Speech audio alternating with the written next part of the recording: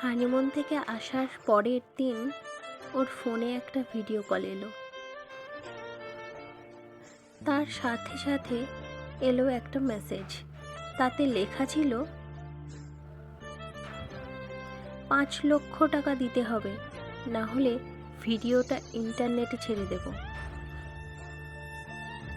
ভিডিওটা শেষ অবধি দেখার অনুরোধ রইল।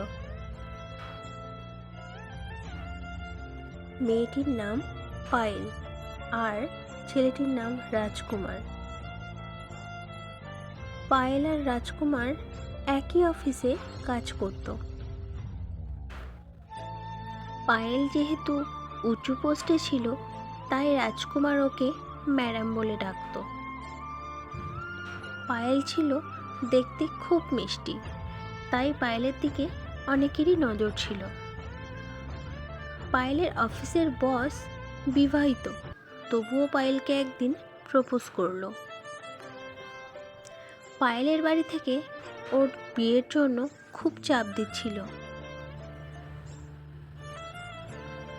কিন্তু পায়েলের কোনো পাত্রকেই তার পছন্দ হচ্ছিল না।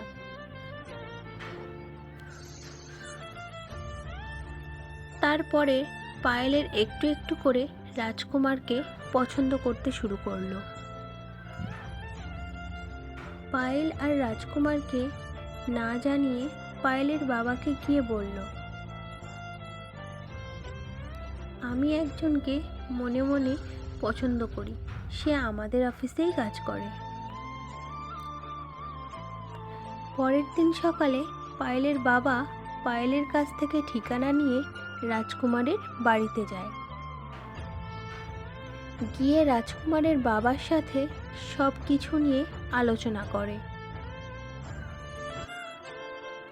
তখন রাজকুমারের বাবা জানায় যে ছেলের সাথে কথা বলে আপনাকে জানাবো।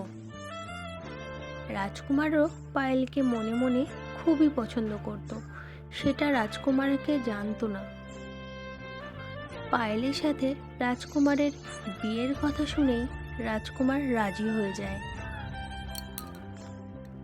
কিছুদিন পর একটা ভালো দিন দেখে ওদের বিয়েটাও হয়ে যায়।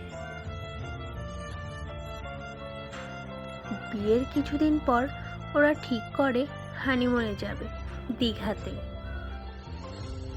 কারণ পায়েলের প্রিয় জায়গা ছিল সমুদ্র আর সমুদ্রের ঢেউ। তারপর ওরা হোটেলে গিয়ে দীঘাতে রুম ভাড়া নেয়। তারপর সমুদ্রে স্নান করতে গিয়ে পায়েলের উঠে আসতে এমন সময় রাজকুমার পায়েলকে বলল, তোমাকে আজ খুব সুন্দর লাগছে, কারণ যেন নজর না লাগে। পায়েল বলল, সুন্দরী বউ আগলে রাখার দায়িত্ব তো তোমার। ওরা দুজনে খুব খুশি ছিল আর দীঘাতে গিয়ে খুব মজাও করেছে। সারাদিন ঘোরাঘুরির পর ওরা খাবার খেয়ে ঘুমিয়ে পড়ে।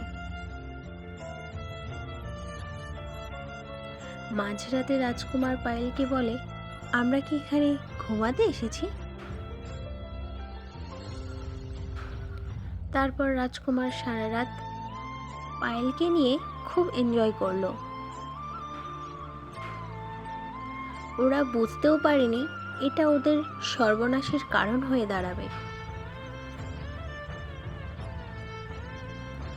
সকালবেলা চেক আউট করে ওরা বেরিয়ে পড়ল বাড়ির দিকে।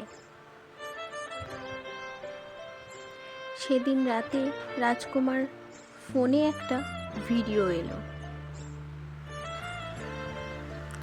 ভিডিওটা ছিল হোটেলের সেই দিনের ভিডিও। কেউ একটা ওদের অন্তরঙ্গের মুহূর্ত ভিডিও করে পাঠিয়েছে। নিচে একটা মেসেজ, 5 লক্ষ টাকা দিতে হবে, না হলে ভিডিওটা ইন্টারনেটে ছেড়ে দেব। ওরা দুজনেই কাউকে কিছু বলতে পারলো না, খুব ভেঙে পড়েছিল ওরা। পায়েল রাজকুমারকে বলল, চলো আমরা পুলিশকে জানাই। কিন্তু মান সম্মানের ভয়ে রাজকুমার পায়েলকে বারণ করলো। কিছুক্ষণ ভাবার পর ওরা দুজনেই পুলিশ স্টেশন যায়। সেখানে গিয়ে সেদিন রাতে সব ঘটনা পুলিশকে জানায়। তারা দুদিন পর দোষীরা ধরাও পড়ে আর শাস্তিও পায়। সেদিন যদি মান সম্মানের ভয়ে পুলিশের কাছে না যেত,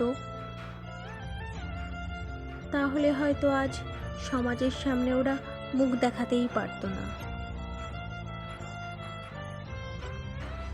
কারণ টাকা পাওয়ার পর ওদের অনেক লোভ বেড়ে যেত। সমাজে এখনো কিছু এরকম লোকজন আছে যারা এরকম নোংরা কাজ করে বেড়ায়। যদি এমন ঘটনা কখনো ঘটে আপনার সাথে, ভয়ে চুপ করে বসে থাকবেন না, পুলিশের সাহায্য নেবেন, অবশ্যই আপনাকে সাহায্য করবে। ভিডিওটা শেষ অবধি দেখার জন্য আপনাদের অনেক ধন্যবাদ। ভিডিওটি ভালো লাগলে চ্যানেলটিকে সাবস্ক্রাইব